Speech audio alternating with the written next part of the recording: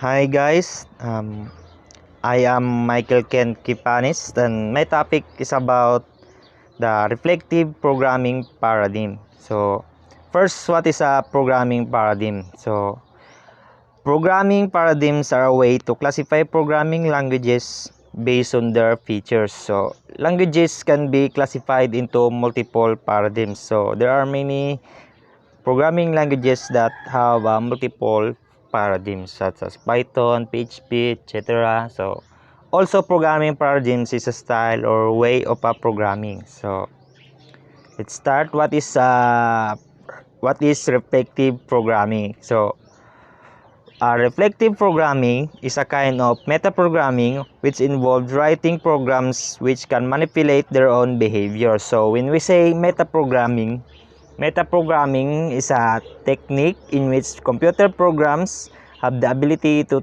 treat other programs as their data. So it means that a program can be designed to read, generate, analyze, or transform other programs and even modified itself while running. So also a reflective is a programming language's features. So because um, a reflective programming languages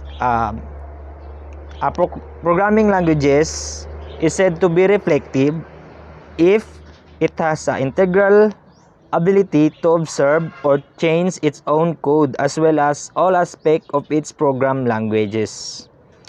Reflective programming languages includes features that allow it to ask about the current state of the program by being able to inspect what classes are defined, what methods their classes define, or what instances of those classes have been created.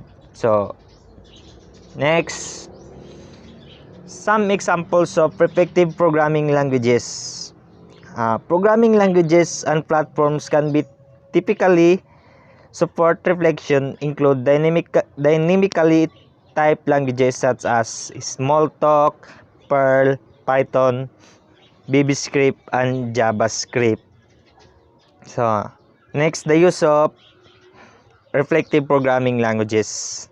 I use Java as an example. So, in object-oriented programming languages such as Java, reflections allows infections of classes, interfaces, fields, and methods at runtime without knowing the names of the interfaces, fields, methods at compile time.